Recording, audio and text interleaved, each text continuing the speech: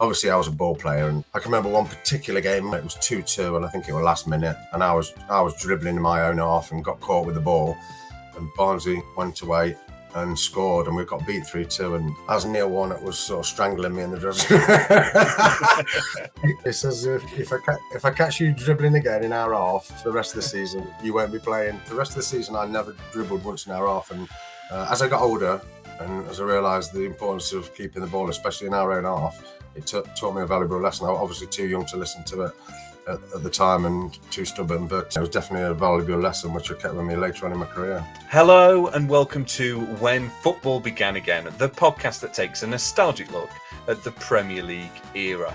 Today's show is a return to the format where I interview stars of Premier League years gone by. And today's show is former Notts County, Leicester City, Aston Villa, Southampton and Rayo Vallecano midfielder. We do cover his time in Spain, Mark Draper, a fantastic guest, a really lovely guy. It's an interesting chat. He's got a really dry sense of humour as well.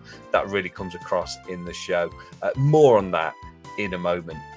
Before we get to that, though, a big welcome to any Cardiff City fans who are joining the show this week after our deep dive into Cardiff City's Premier League history last week. Thank you very much for joining. You're very welcome here. I got some lovely feedback on that. It's a really great show, funny in parts, also really poignant. Di Rees-Towler, my guest, giving a very poignant tribute to both Emiliano Salar and Peter Whittingham, who were both tragically lost far too soon. So that's a really nice episode to go back and discover when you get a chance. Just a note to hang around at the end of today's show. I will be revealing both the best Brazilian goalkeeper / defender according to your votes, and then we will move straight on to the results of the votes for the greatest Brazilian Premier League player. Juninho and Coutinho were already in the final for that. Find out which two players join them, and indeed who is the greatest Premier League Brazilian at the end of today's show, thanks to your votes. But let's get on with it then. Mark Draper, I spoke to him back in the early summer. I think the season was just about kicking off.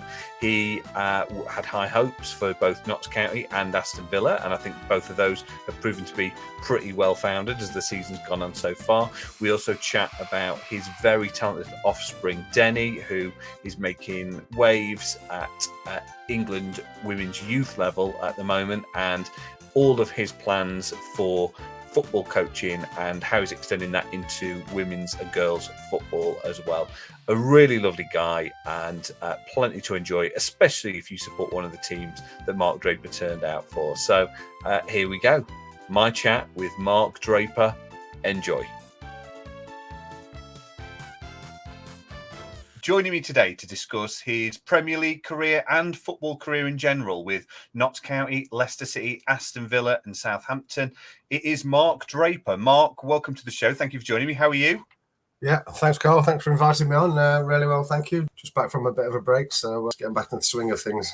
Very nice. We're recording this in pre-season, of course, as well. I suppose that never stops as well of that period of your life, of this being a slightly quieter time. Yeah, well, I'm still involved in football. I mean, we've still got a few weeks break, actually, because I work at a football education program, so we're literally just finishing off, really. So we start again at August, September time. So I've got a bit of a break for the next few weeks. So try and get the golf handicap down a bit.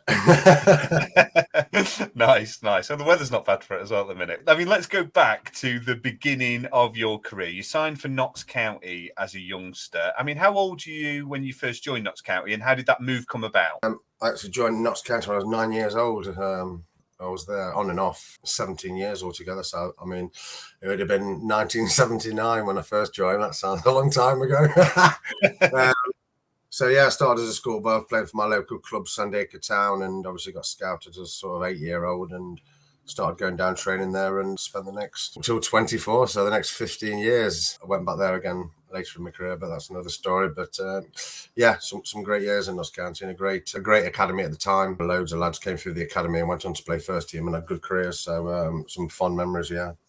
And obviously now we know about, especially at the higher level of the game, teams signing young players up at that sort of age. Was that still as commonplace then? I mean, were you part of a big kind of intake of kind of kids? Because 9's very young, isn't it? Yeah, I mean, there weren't loads, to be fair, because, I mean, back in the day, Notts County had quite a lot of scouts, especially in the northeast. So obviously, two lads in particular were still good friends of mine, Tommy Johnson and David Rush. So they never took loads and loads of kids on. And them days, you were still sort of allowed to play for your club sides as well. Whereas now, when you go into an academy, you cut ties with school football and your local teams and stuff. But them days, we sort of had the best of both worlds. I mean, when I look back, probably played a ridiculous amount of football as a kid, really. Sometimes playing 3 games a weekend. I think 9 was the earliest you could go back in the day. I think they're taking them at 5 and 6 years old now, which is, I mean, I find it, that's the way of the world. I mean, I can remember in particular, we played because I've got twins who are 16 and I used to run their kids team, and I think under 6s we started. And we played in our first ever game in a tournament, and they were going around scouts, and I was like, I think it was one of the forest scouts actually tapped me on the shoulder. He says, I quite like you on number 6. Would like to take a look at bring him into training. I says, I'd be interested, mate. I says, but she's actually a girl. Right.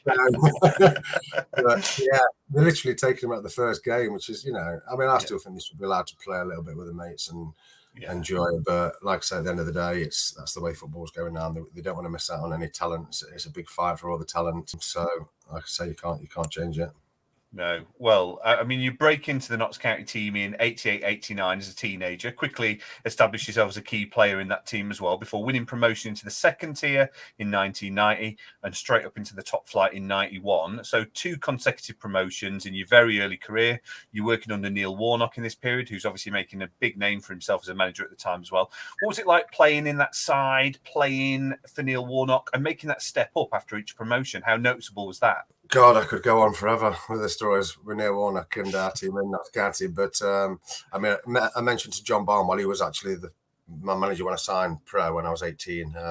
And obviously Neil took over quickly after that. John was great with me as a kid. I signed pro on my 18th birthday, and like I said, I'd already made my debut as a 17-year-old. I think it was in a cup game at Mansfield, and then I made my league debut away at Wolves. So yeah, I was sort of in and out to start with as a 17 and 18-year-old, and I think sort of towards the end of my 18th year, and when I was turning 19, I started to play a bit more regular, and just coincided with Neil coming and putting a great side together and getting back-to-back promotions by the time I was 20, which was 20 or 21, which was amazing upbringing and a great start. I think at the time you probably take it a little bit for granted, but when you're looking back to have 2 promotions by the time you're that age and play at Wembley twice, I've got some really fond memories and a fantastic bunch of lads who, I probably still keep in touch with 6 or 7 other lads from, and it's 30. I keep sounding old now, 30 odd years ago. So fantastic start to my career. Yeah, absolutely. And Neil Warnock, I mean, obviously he's a big character in the game and he's known for that. I mean, was he milder back then, or was he just as kind of as big a character as he is now?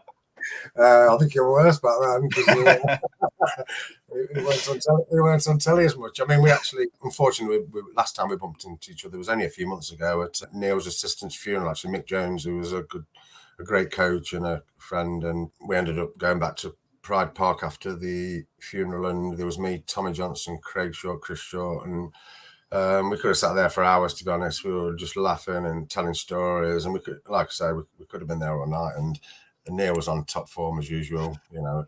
He's a great listen and tells great stories. And like I say, we had a lot of stories. Some we can't repeat, but some fantastic memories. I mean, a couple of times. I mean, me and Neil used to fall out quite a bit because obviously, I mean, people called us a long ball team, but we weren't really. We were just a high pressing, hard team to play against. And obviously, I was a ball player, and I can remember one particular game when we played, I think we were playing Barnsley at home, and it was 2-2, and I think it was last minute, and I was dribbling in my own half and got caught with the ball, and Barnsley went away and scored, and we got beat 3-2. And as Neil Warnock was sort of strangling me in the dressing room,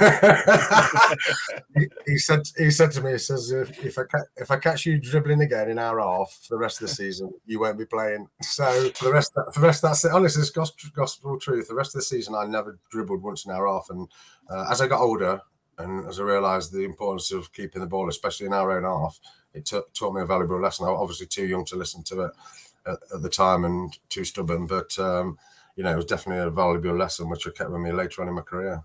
Yeah, of course. A formative stage of your career, you were working with him. 91-92 in the top flight does end in relegation, despite a very respectable 40 points won. It does mean County miss out on being one of the inaugural members of the Premier League. Obviously, we know as fans, it changed a lot because there was more TV. It changed for chairman because there was more money. I'm always interested in players who've played through that kind of transition of how noticeable was it for you as a player, or was it just something that was going on in the background and not that noticeable at all? Probably the latter, really. It was sort of coming, but you didn't realise what sort of changes would happen. It was obviously, for us, probably at the time, it was just a change of name and a few more games on telly. But from where it's gone is amazing, really. And like I say, it was disappointing. We were slightly unlucky to get relegated, but to be fair, we had literally the same squad that were playing in 2 leagues lower. So it was one of them. We could have maybe spent a bit more money and signed a few more players, and we might still got relegated because they never had loads of money to chuck about. But it was obviously disappointing after working so hard to get to that level. But the step up that even then was you could jump up one league, but from the old first division to the second division was a big gap now, and I still think it is today. To be fair, you spend 2 more seasons at County. You're actually the top goal scorer in 92-93. I mean, the most prolific season of your career with 18 goals. You chipped in with goals all the way through your career, but was there something specific about the season? Were you playing a different role? I mean, 18 goals is a hell of a contribution from midfield. What happened that particular season? I think I was playing for a move. No, I think I'd got into double figures the year before, and I was just starting to get an eye for goal and getting more mature and making runs, and it just all sort of clicked really that season. I thought I'd scored 16. You might be right. I've always tell everyone 60. I'll have to have. But yeah, it was just one of them seasons where I was going through little spells where I was scoring 4 or 5 games on the trot, and my confidence in front of goal was, it was the highest it's ever been. So just one of them seasons where everything seemed to go in. Yeah, might be all comps then, 18, but that's. I'll have a check. You're in the first division PFA Team of the Year as well in 1994. A move to the top flight arrives then the season after with Brian Little's Leicester City, who were newly promoted. How did that move come about? And I guess, was it tough to leave Meadow Lane where, you're still adored to this day there? Yeah, oh no, definitely. It was like a real tough decision. I mean, like I say, I've been there from 9 years old and very comfortable, happy with everything. But I just got to the point where I was coming to the end of my contract, and in them days it was slightly different because there was no free transfers then. It was obviously you went on a tribunal. I had a couple of offers. When I first spoke to Brian Little, things really sort of clicked in my head, and he spoke to me about where I thought my career was going, and I think after that phone call, I'd made my decision, and it weren't long after I'd told Notts County I was definitely going to be going to Leicester. I had a couple of other offers on the table, but Leicester, when I spoke to Brian, was definitely straight away. I thought I want to go and play for him. So, I mean, a good story. We went to, like I say, it was tribunal them days, and I think Leicester offered something like 250 grand because Leicester's transfer record at the time was something like 330,000. I think it was Mark Blake, and so Notts County was asking for something like 2 million, which was like, I mean, the gap was ridiculous, really. So we all have to pull up to the tribunal. So I went with the old Leicester chairman, Martin George, and Brian. I think we turned up in Martin George's Bentley or Roller or whatever it was from Flash Car, and Derek Paverson, obviously the rest of the Notts County guys. It was like sort of being in court. So they're arguing your side, blah blah blah. So they take your age into consideration, your goals, how many appearances you made. And to be fair, I think I was 23, 24. I played something like 250 games and scored like 50 goals. So the pedigree was looking quite good. And I think everyone was looking probably around 700, 750 would have been a fair in between sort of thing. But then they actually set the tribunal at 1.25 million. So I think we're all a little bit like shocked. But anyway, that's the fee, and that's, you ain't got no choice. That's what you've got to pay. So anyway, we all walked out. We all got back into the car. Martin, I don't know if Martin was driving or his chauffeur, but me and Brian got into the back, and he sort of looked over at me and was going a bit out of the prize, wasn't it? And he was like, yeah. He says, you better be effing good. The pressure on you's just ramped up. So, to be fair, at the time, I didn't really take it as pressure. I took it as a bit of a compliment. I think, to be fair, I was quite confident as a young lad, and that was the fee set, and that was it. Yeah, it's quite a remarkable situation, I suppose, for you to go in and observe that, I suppose, of almost because it's like an auction, I suppose, in terms of two sides. Yeah. One's trying to up the fee, and one's trying to Yeah. knock it back down again. Yeah, and I don't think I can't remember, to be honest. I mean, like I said, it's a long time ago. I don't think I actually had to say anything. It was just sit there and listen and like see what sentence I got. And that first season at Leicester, obviously, it's a difficult one with Brian Little leaving early on in the season. Mark McGee takes over. The Foxes do finish second bottom, are cut well adrift from safety. Obviously, for you, the manager who signed you leaving, most of your career to date has been in a winning team. How difficult is that as a player when you are in a team that's kind of on bad runs at last week's? And just how different is it in training on a Monday morning after defeat rather than a winning team?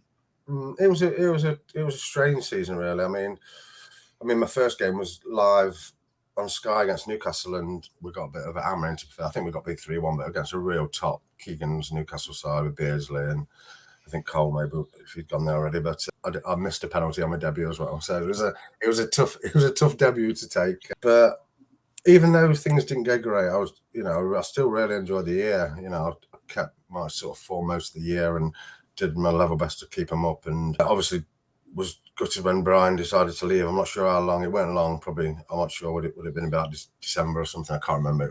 It weren't long into the season that Brian left, which I was gutted about. But it weren't long before he, I think it was deadline day where they came back in for me. So he said his intentions that he was going to try and take me to Villa anyway. So it sort of softened the blow of relegation a little bit. So I stayed till the end of the season, tried to keep us up, but it just weren't going to be that season, and unfortunately we got relegated.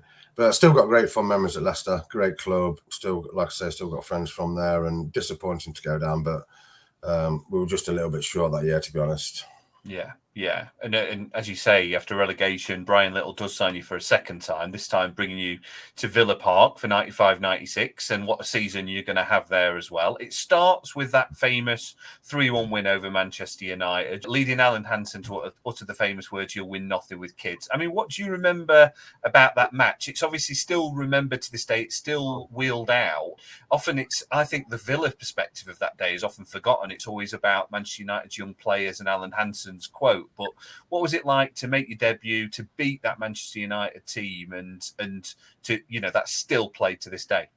No, brilliant. Don't forget my goal. I scored as well. Oh, you scored as well, actually. You have to edit that bit. Goal and assist. Yeah, no, it was amazing. I mean, we'd obviously made quite a few signings, and Brian had changed the formation of the team around a bit. We brought obviously Gareth Southgate in from Palace, and went to a 5 at the back, and we brought Savo Milosevic as well, who was one of the most underrated players, one of the best players I've ever seen. And a shame he didn't stay at Villa longer. He went on for a great career, but he was still only. I mean, I think I was 23, 24, similar to Gareth, and I think Savo was only about 20, 21 when he signed. So we were sort of 3 big signings. We spent about 10 million, which was a load of money back in that era. Pre-season was all right, weren't nothing amazing, and then obviously we get Man United first game of the season, full house at Villa Park, and we just had a dream start.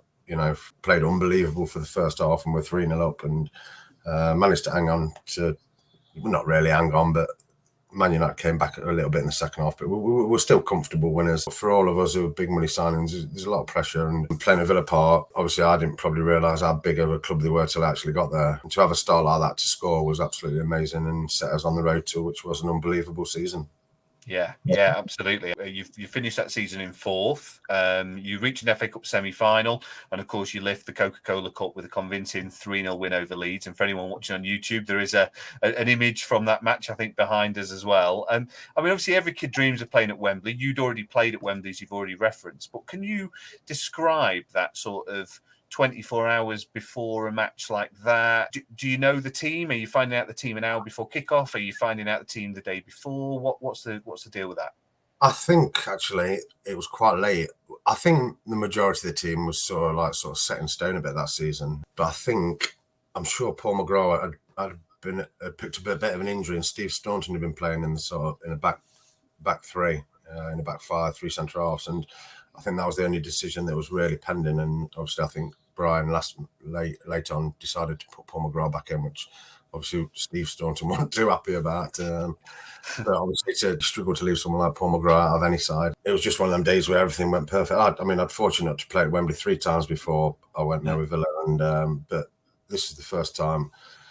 I won't say enjoyed it, because you always enjoy playing at Wembley, but it was comfortable, and we were 3-0 up with sort of 20 minutes to go, and we just knew we weren't going to get beat. We were that good side, and we're that confident in ourselves, and we could actually sort of enjoy it and have a little look around the crowd sort of the last 10-15 minutes and just enjoy the occasion. Whereas before, when I played there, it was all a bit tense and playoff finals, and it was a great day, a brilliant performance. But like I say, the build up to the game, we were so confident how we were playing, and we never really, contemplated getting beat like that game. And most of that season, to be honest, it just all clicked. We worked hard together individually and as a team, and everyone was organised. We had goals from, you could score from all over. Tails, Andy Townsend chipped in with a few goals, and then obviously Savo and Yorkie up front. Amazing year for us all, really. And of course, you're going up the steps at Wembley. You would have done that in the playoff finals as well, actually. What's that like? I mean, we're talking about the old Wembley, of course, where people think about England winning the World Cup and so on, and that's kind of how it's remembered. So, boyhood dream, I imagine, that's the ultimate, is it? Yeah, definitely. I mean, like I said, the playoff games were amazing as well. It's so tense than playoff finals. But to get there in actual cup final, with the Premier League team, with the club with history and size of Villa, and to win comfortably against another top club was one of the pinnacles of my career, and something I remember forever. Like I said, amazing day, and I don't know, 27 years ago. It all seems so long ago. Still fond memories. Remember the day like it was yesterday. I can remember the whole game and the celebrations after, and all the family there, and something you'll take with you forever. Before we move on to the rest of your Aston Villa career, you represented England under 21s level, and you called up to the full senior squad by Terry Venables around this same period, and again a few years later by Glenn Hoddle. How do you look back on your time with the national side, that experience of being in those squads? Is it bittersweet in terms of the appearances, or is it just a dream just to actually be part of those squads? Yeah, I think the older I get, the more I think it's a plus. Do you know what I mean? I think I went through a bit of a stage where, thinking, I would have kept my form up longer as I did that year with Villa, and, I'd have got a few caps and this and that. But then when you look back, look at the players I'm trying to get ahead of. I think Gerrard was just coming through. You had Gazza, Scholes, Le Tissier, Paul Ince. It was some side, and there weren't as many caps flying around them days either. There were less games, and they were sort of like, once the squad was in, you were like, there weren't that many changes in squad. So it's one of them. Some days I think I should have played a few more games. And then when I look back, if someone said to me at the start of my career, you'll be in the England squad with Gazza and Scholes, and Beckham, I forget Beckham, of course. Yeah. I was actually on the bench for his debut in '96 in World Cup qualifier in Moldova. I actually nearly got on, and someone got injured. So it was funny because there was literally 10 minutes to go, and Glenn Hoddle was literally going to bring me on, and someone got injured. And he ended up bringing Matt Le Tissier on. And it was funny because I was sitting next to Matt Le Tissier in the dressing room, and it had been on for 10 minutes. And after the game, I think we won 3-1. Matt Le Tissier is dripping with sweat, and he's such a funny guy, Matt. He just said to me, he nudged me, he says, I don't sweat this much in 90 minutes for Southampton. Just joking, obviously. And, we ended up playing together at Southampton a few years later, and obviously used to laugh about it and stuff. But like I say, with pride, I've got my England shirt, I've got my under 21 caps and stuff as well, and to be around that for sort of a year or two, on and off with England was an amazing experience. Do you separate when you see David Beckham, who's obviously a global icon? Do you separate that from kind of the young lad that maybe was around the dressing room that you would have played with and played against, or does it almost feel like two different people, or can you almost connect the two? Someone like Beckham, he was sort of on a different level anyway. I always think he's one of the most underrated players. He's the best passer of a football I think has ever lived. Yeah. I can remember when Dwight York first left Villa. I played with York for about 3 years. He was an amazing player as well. And when he first went to Man United, after a long, protracted move, eventually got his move there. And we'd not seen him for a few months. And he came back to Villa Park to see the lads after a few months. And they obviously had their dream team of Giggs, Keane, Scholes. And to be fair, he just couldn't stop talking about Beckham. He Really? just said, yeah, he was so impressed by him. I don't think he gets mentioned when you're talking about the greats. And for me, definitely he's one of the best players England's ever had, definitely. On that England thing, and you're saying, I suppose maybe like you say, with maturity and time, you maybe look back on it differently. But let's say something like Euro '96, for example. Can you enjoy that as a fan, or do you just not want to watch it and you just want to go on a beach somewhere and ignore it's happening? Like, how do you feel and how do you deal with that as a player? Well, actually, I was in the sort of last 30 for Euro '96, and I was actually waiting to find out. I sort of knew I was probably going to be one of the 8 that were going to cut. So I think we were just going out to Tenerife to the end of the season when I found out. So I sort of knew anyway. You always hope you might sneak in somehow, but to be honest, and then obviously with Gareth going there as well, my teammate. So it was a bit bittersweet moment, but no, willing all the lads to win. You know, we were dead unlucky, to be honest. Gaza could have scored, and they had a fantastic team at the time, real top side, and you know, shame that they should have won one of the Euros or World Cups around that area, I thought. And is banter off limits when Gareth Southgate gets back to club trading or what?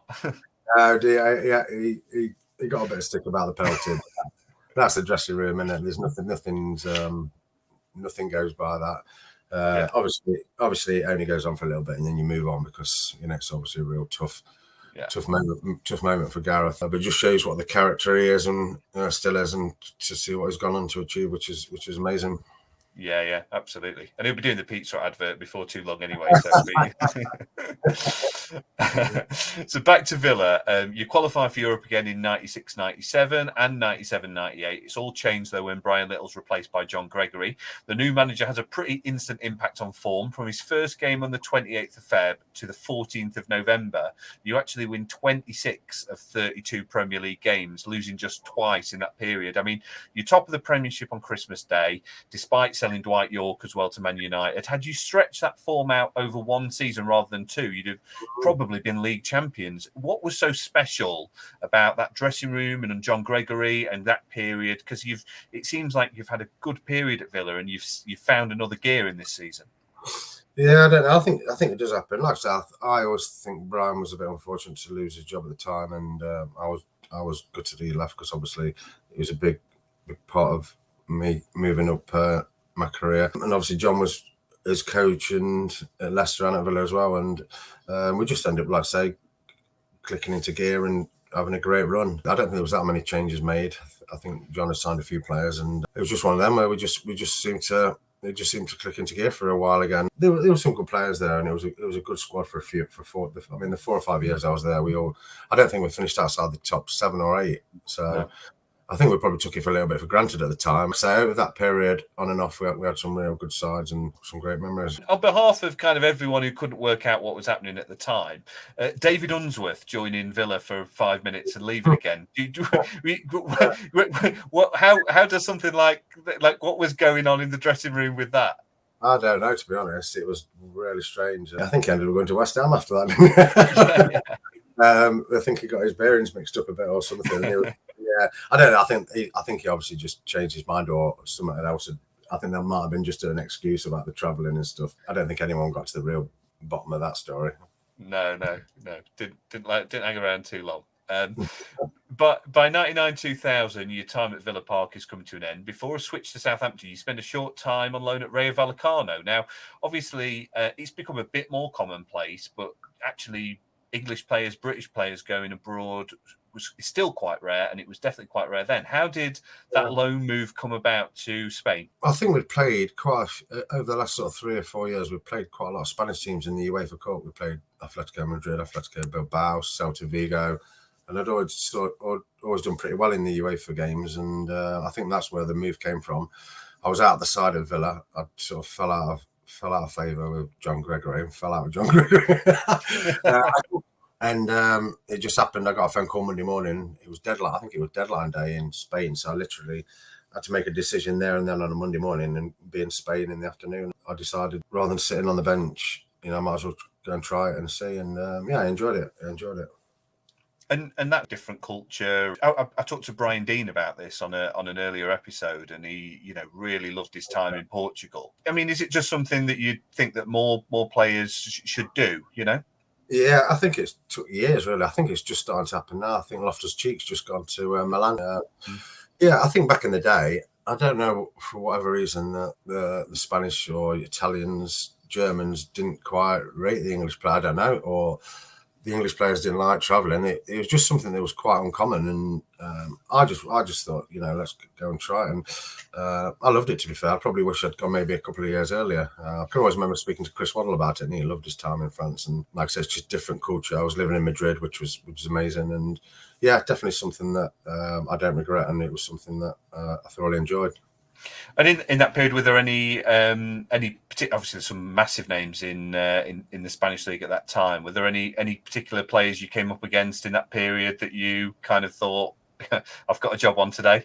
Yeah, there were some great footballers every week. I mean, I can always remember, we played Real Madrid, and we actually drew 0-0 at Real Madrid, but Redondo was one of the best players I've ever seen. I think he ended up, he was a legend at Real Madrid, and he went to Italy. I think he famously sort of like outplayed Roy Keane at Old Trafford. But I mean, I used to live right by the Bernabeu, and when we'd not had games, I'd go regularly and watch Champions League games and stuff like that. I think I must have watched him about 10 times. I don't think I ever saw him give the ball away. Fantastic player. I think he had a bad knee injury later in his career, but he was one of the best players I've ever seen. I mean, you could go on forever. Guti, Rao. Barcelona's team weren't bad either. Mendieta was at Valencia at the time. I ended up on my A license coaching course with Mendieta, actually, and he couldn't remember me, but I could remember him. Wow, some real world class players, and some of the football, different football to English, not so aggressive and in your face, but some of the football was unbelievable. And then that final move of your professional career is to the South Coast to join Glenn Hoddle's Southampton, where you helped the Saints to a top half finish, which was by no means a regularity at that time, Southampton. So how was your time there, and your time at the end of Southampton sort of is the end of then your professional career? What kind of made you make that decision then to hang up your boots? Yeah, I mean, again, another great club, and Glenn signed me. I think I was 30 going on towards 31, so I played a lot. The first year were great. I think we finished 8th and played most of the season, and then that's when for the first time in my career, I had injuries through my career, but nothing sustained. And I think, like I said, I played nearly 500 games, I think, by the time I was sort of 31, and especially in my younger career, you were playing through a lot of injuries, and it just started to take its toll on me a little bit as I got to 32. And sort of the last 2 or 3 years at Southampton, I was sort of in and out, and I was fighting injuries. And I must have had about 6 operations, just wear and tear, and everything was just sort of breaking down. Where I'd gone my whole career really injury-free, everything seemed to sort of come at once towards the end of my career. I was just hanging on to try and play as long as possible, really. And then, like I say, after a few operations, I decided to call it a day at 34, which was obviously disappointing. You want to keep playing, but I think the amount of games I played when I was younger took its toll eventually, and obviously decided to call it a day in 2004. After retirement, you had a brief spell at Meadow Lane, back at Meadow Lane, didn't you? Yeah. Which, tell me about that period of your career, because you went back perhaps in an unusual role, perhaps, didn't you? Yeah. Well, I actually, when I first retired, I went out and lived in Spain for 2 or 3 years, and then thought, I can't be doing this the rest of my life. And a lot of my mates were in charge at Notts County. Ian McParlin was the manager, Dave Kevin was the assistant, Tommy Johnson was the kit man. I spoke to the manager, and he said, do you fancy doing your coaching badges and doing the academy? So I thought, definitely, I'd been out of the game 2 or 3 years, and I wanted to get back involved again. So I moved back to England, started doing my coaching badges, and I think it would have been about 2008 and 9, and started working for Notts County in the academy. And then after sort of, I'm not sure how long, not long, 6 months of doing the academy, I was helping out with the first team. I was actually training with the first team. I started training with them as well. Tommy Johnson moved up from kitman to the coach, and Charlie said, do you want to come in and do kitman and get involved like day to day? And I said, yeah, definitely. I was doing my coaching badges, and it was to get straight back involved, even though he was doing kitman. I loved it, to be fair. And it was back travelling away with the first team again, and it all turned a bit sour. And the plan was for me to start taking over the reserves the year after. That's when all the dramas at Notts County unfolded with the Munto finance and the fraud taking place with Sven, which was crazy times. Yeah. which I was still there involved in all that. So it didn't quite work out. And then I ended up moving to Stoke. Dave Kevin was under 21 manager at Stoke. So I ended up going there for a bit, doing the academy. And then decided to do some stuff on my own. Well, just going back to that Notts County period, because obviously there was Casper Schmeichel, Sol Campbell joined for a bit. So that was you were in and around all of that as that was going on. That must have been quite a time. Yeah, it was madness, to be fair. I mean, as soon as Fen came in, and it weren't long before Casper came in, things were starting to not quite pan out as it, because they'd made a big drama about them coming. I mean, there was one about Mancini coming in as manager. There was one about getting Mancini in, and to be fair, Sol Campbell came in, and he was only there for a couple of weeks, and I think he sort of straight away sussed out that there was something, and he just left. He just said, "This is not right." Yeah, whether they'd not been paying him or something, but he just disappeared, and then soon after that, it all fell to pieces, and all the stuff came out about it. It was all a big fraud, and I mean, to be fair to Sven, I think he still tried to stay and tried to get buyers because they all disappeared, and it was just crazy time, and eventually it got saved, and everyone obviously moved on. And you mentioned your own football academy, and you've also got offspring following in your own footsteps. I believe your daughter Denny has represented England at under 16 level. I mean, that must be incredible, sort of living through it a second time as well. What's that like, being the supportive dad, and I guess she's got you to fall back on for advice in a way that maybe a lot of players at that age haven't. No, she doesn't listen to me. No, it's brilliant. I mean, I've from the first time she could kick a ball, I've always thought she's got a chance. She's just natural from day one and absolutely obsessed by the game. And she's been involved in academy football now for about 6 years. She moved to Leicester last year, and she was playing for still at school, but she was playing for the under-23s, and she ended up top scorer for the under-23s last season, and she's actually been training with the first team for the last sort of 6 weeks of the season. She's been with England for about 2 years now. So she's doing amazing. She starts full time, and she's off to Sweden on Monday with England for 10 days for a tournament out there with the 16s, and then she starts back full time in July. So it's I've done my bit now, so I'm handing it over to Leicester to look after her. But now she's, like I say, she keeps listening and learning and working hard. She's got half a chance, but don't put too much pressure on her. Just let her follow her own path. But she's got the right attitude and she's got the ability, so just needs a bit of luck to go with it. Amazing. And of course, it's a fantastic time for the women's game. Obviously, there's still a lot of work to do in terms of the investment going into it, but there has been so much more investment in these last few years. I mean, why is that so important? You must have seen it firsthand as she's come through the development ranks. Why is it so important that we've got to keep making sure that money gets funneled into the women's game? Yeah, definitely. Like I say, you've obviously got to get sort of crowds in to keep boosting income, but I think the more publicity they get, and if they can do well again in the World Cup, even better. I think the crowds are getting bigger and bigger in all the WSL games every year. Obviously, working back at Villa, I do a bit of work back at Villa as an ambassador as well, and a lot of the women's teams start to do a bit as well. And I think they've just started opening the hospitality on games now, because they're getting sort of 10,000 to 8,000, 10,000 for it, which is amazing, really. And some of the big games, the big clubs, they're selling out Wembley, and like I say, still a long way to go, and still a long way to filter down to sort of like because it's only the WSL that are professional. Sorry, not professional, but full time. So I think the more money that filters into it, then obviously they can go to sort of championship level, and hopefully more teams will be full time, which gives the girls a bit more chance. Because I suppose at the minute, if you don't make it WSL, it's sort of like back to part time sort of thing. So still a long way to go, but it's definitely getting better and building, and it's a great time for young girls to be getting involved, and I think it's getting a lot more popular at grassroots level. There's a lot more teams. There's actually girls' academies starting to pop up a little bit now. I'm actually going to start a girls' academy myself in September. Obviously, been involved with it for quite a few years, so it's a different game to the men's game, obviously. But it's I loved watching the Euros, and they did amazing. I think the whole country got behind them, and like I say, hopefully it's not just going to be a one-off, and they can build, because I think they deserve as much chance as we do as having a crack at it. Absolutely, yeah, fantastic. And you're still involved with Villa, of course, as a club ambassador. Your old club, Notts County, are back in the Football League this coming season as well. So I imagine plenty of reason for you to be positive, I suppose, as a fan as well. Yeah, 100%. Like I say, Villa asked me probably about 18 months ago now if I want to start doing a bit, I think. And as the kids are getting a bit older now, a bit more time. So I've started to go back there and I've loved it, to be fair. I've not been to Villa Park for a while, to be fair. And I think the first game I did back was just after Coutinho had signed, and I think they drew against Man United, or they beat them late on. I think they drew 2-2, but the atmosphere was unbelievable. And as back on my neck stood up a little bit. And my twins were there and they were like, wow, it's the first time they'd been to Villa Park. I don't think they realised, like I say, how amazing atmosphere it is when things are going well there. So, yeah, I love my time back there, bumping into a few old teammates from years back, and thoroughly enjoying going down to do a few games and being around the place again. Yeah, and looking back on your career, who are the players you'll never forget? I mean, we mentioned Redondo, like players you came up against, players you played alongside, kind of toughest opponents, people in the dressing room. Who really stands out for you as you look back on your career?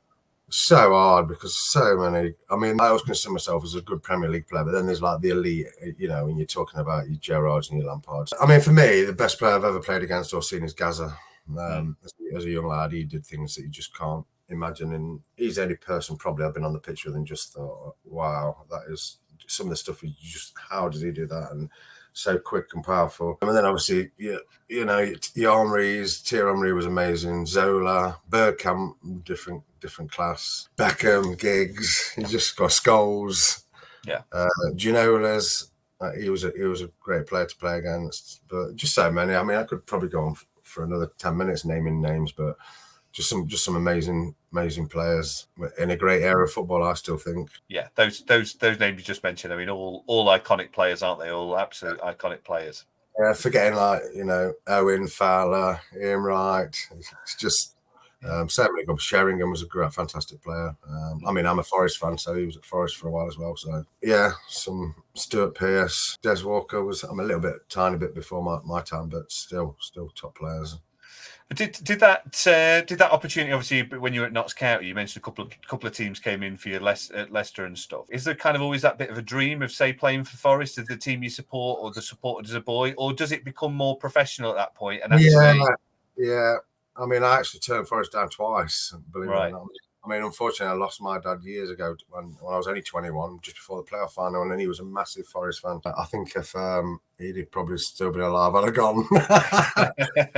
He'd have walked me there, but I just didn't want to drop down from the Premier League at the time. They were in the Championship, and it was just one of them. I didn't think I was ready to leave the Premier League yet, and I don't really regret not going. But it'd been a great to go and play for him, but he just went the right time. You made over 500 appearances, we've mentioned, 218 of them, I think, coming in the top flight. And we've perhaps already covered a few of the highlights of your career. But, I mean, looking back, what are the bits that really stand out for you, the moments you'll never forget?